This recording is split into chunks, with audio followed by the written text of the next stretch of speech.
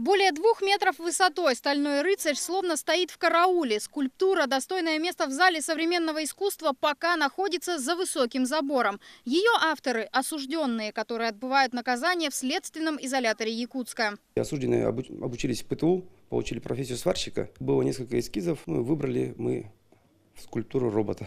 На создание скульптуры ушло порядка 3 недель. Ваять стального гиганта бригаде из 4 человек удавалось только в свободное от работы время. В качестве материалов брали все, что было под рукой. Старые душевые шланги, запчасти от автомобилей, а также детали от стиральной машины.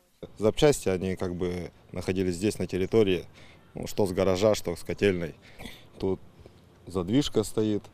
Вот есть даже от стиральной машинки компонент на груди у него. Фонарный столб.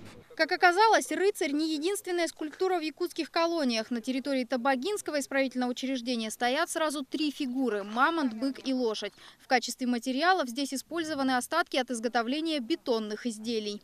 Каркас металлический, фигура из бетона сделана. В течение 2 месяцев они сначала создали мамонта. Ну, а потом пошло-поехало. После мамонта попробовали уже тоже где-то месяца по 2 на каждую фигуру ушло. Это лошадь и быка сделали. Творческие задания входят в комплекс социальной и трудовой адаптации заключенных. Во всех исправительных учреждениях сегодня ведется работа по их обучению и организации полезной занятости.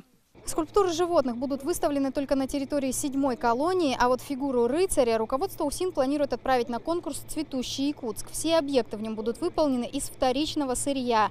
Итоги конкурса подведут уже этой осенью. Авторы «Необычного стража» рассчитывают как минимум на специальный приз. Анна Лебединская, Василий Соловьев. Вести. Якутск. Табага.